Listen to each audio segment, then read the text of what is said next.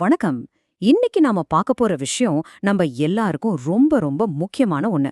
நம்ம குடும்பத்தோட நிதி எதிர்காலத்தையே பாதுகாக்கிற ஒரு கவசம். அதுதான் ஹெல்த் இன்சூரன்ஸ், அதாவது ஆரோக்கிய காப்பீடு. இத கேட்ட உடனே கொஞ்சம் சிக்கலா தோணலாம், ஆனா கவலையப்படாதீங்க. இத எப்படி ரொம்ப எளிமையா புரிஞ்சுக்கிறதுன்னு நான் உங்களுக்கு சொல்றேன். மொத்தம் 5 ஸ்டெப்ல இத பத்தி முழுசா தெரிஞ்சுக்க போறோம். முதல்ல இது ஏன் தேவைன்னு பாப்போம். அப்புறம் எப்படி கரெக்டான பிளான செலக்ட் பண்றது, பாலிசி எப்படி வாங்குறது, கிளைம் எப்படி பண்றதுன்னு படிப்படியா போகலாம். அரசு திட்டங்கள் பத்தியும் பேசிட்டு கடைசியா நீங்க என்ன செய்யணும்னு பார்க்கலாம். சரி, வாங்க ஆரம்பிக்கலாம். முதல் கேள்வி, ஹெல்த் இன்சூரன்ஸ் இது ஏன் இவ்வளவு முக்கியம்? ஒரு நிமிஷம் யோசிச்சு பாருங்களேன். திடீர்னு ஒரு மெடிக்கல் எமர்ஜென்சின்னு வருது. அந்த நேரத்துல எப்படி சமாளிப்பீங்க? நம்ம கஷ்டப்பட்டு சேர்த்த பணத்தெல்லாம் கரைக்காம எப்படி அதை ஹேண்டில் பண்ணுவீங்க? இந்த ஒரு கேள்வி போதும் ஹெல்த் இன்சூரன்ஸோட அவசியத்தை நாம புரிஞ்சுக்க.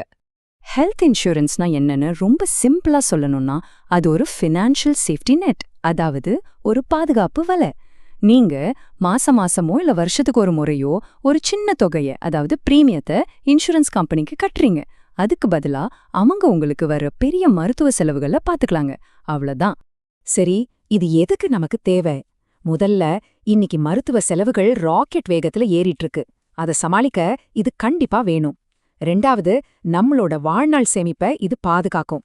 மூணாவது, ஒரு நல்ல ஹாஸ்பிட்டல்ல நல்ல ட்ரீட்மெண்ட் எடுக்க இது வழிவகுக்கும். எல்லாத்துக்கும் மேல நமக்கு ஒரு பாதுகாப்பு இருக்குங்கிற மன நிம்மதியை கொடுக்கும். அதோட டாக்ஸ் பெனிஃபிட்ஸும் இருக்கு. ஓகே, இப்போ உங்களுக்கு இன்சூரன்ஸ் வேணும்னு முடிவு பண்ணிட்டீங்க. ஆனா மார்க்கெட்ல எத்தனையோ பிளான்ஸ் இருக்கு. அதுல நமக்கு எது சரின்னு எப்படி கண்டுபிடிக்கிறது? பொதுவா 2 வகை இருக்குங்க. ஒன்னு தனிநபர் பிளான். இதுல குடும்பத்துல ஒவ்வொருத்தருக்கும் தனித்தனியா பாலிசி எடுக்கணும். இன்னொன்னு ஃபேமிலி ஃப்ளோட்டர். இது எப்படின்னா ஒரே கொடக்கு கீழே மொத்த குடும்பமும் வந்துடுற மாதிரி. அதாவது ஒரே பாலிசி, ஒரே பிரீமியம், ஆனா கணவன், மனைவி, குழந்தைங்கன்னு எல்லாருக்கும் அதுல கவரேஜ் இருக்கும். இது பொதுவா காசு மிச்சப்படுத்த ஒரு நல்ல வழி. ஒரு பாலிசி வாங்குறதுக்கு முன்னாடி பிரீமியம் எவ்வளோன்னு மட்டும் பார்க்காதீங்க. அதை விட சில முக்கியமான விஷயங்கள் இருக்கு. முதல்ல சம் இன்ஷூர்ட், அதாவது உங்களுக்கு எவ்வளோ கவரேஜ் கிடைக்கும். அப்புறம் நெட்வொர்க் ஹாஸ்பிட்டல்ஸ், எந்தெந்த ஹாஸ்பிட்டல்ல நீங்க கையில இருந்து காசு கட்டாம ட்ரீட்மெண்ட் எடுக்கலான்னு பாருங்க. அடுத்து வெயிட்டிங் பீரியட், ஏற்கனவே இருக்கிற நோய்களுக்கு எப்போ இருந்து கவரேஜ் ஸ்டார்ட் ஆகும்னு தெரிஞ்சுக்கோங்க. கோ பேமெண்ட்னு ஒன்று இருக்கும், அதாவது மொத்த செலவுல ஒரு பகுதியை நாம கட்ட வேண்டியிருக்கும். அது எவ்வளோன்னு பாருங்க. இதெல்லாம் தெரிஞ்சுக்காம பாலிசி எடுக்கவே கூடாது. சம் இன்ஷூர்ட்னா என்னன்னு குழப்பிக்க வேண்டாம். சிம்பிளா, ஒரு வருஷத்துல இன்சூரன்ஸ் கம்பெனி உங்களுக்காக அதிகபட்சமா எவ்ளோ செலவு பண்ணுவாங்க அன்னோதுதான் அது. இன்னைக்கு இருக்கிற நிலைமைக்கு குறைஞ்சது ஒரு 5 லட்சத்திலிருந்து 10 லட்சம் வரைக்கும் காப்பீடு இருக்கிற மாதிரி பாத்துக்கிறது ரொம்ப நல்லது. சரி, இப்ப அடுத்த கட்டத்துக்கு போலாம். ஒரு பாலிசிய வாங்குறது எப்படின்னு, அதை விட முக்கியமா தேவைப்படும்போது அதை எப்படி பயன்படுத்துறது, அதாவது கிளைம் பண்றது எப்படின்னு பார்க்கலாம். இத ரொம்ப ரொம்ப கவனமா கேளுங்க. பாலிசி எடுக்கும்போது உங்களுக்கு ஏற்கனவே இருக்கிற எந்த ஒரு உடல்நல பிரச்சனையையும் தயவு செஞ்சு மறைக்காதீங்க. எல்லாத்தையும் உண்மையா சொல்லுங்க. ஏன்னா நீங்க தகவலை மறைச்சா நாளைக்கு கிளைம் பண்ணும்போது அது நிராகரிக்கப்பட வாய்ப்பு இருக்கு. அப்புறம் பாலிசி எடுத்ததே வீணாகிடும். கேஷ்லெஸ் கிளைம் இது உண்மையிலே ஒரு பெரிய வரம்.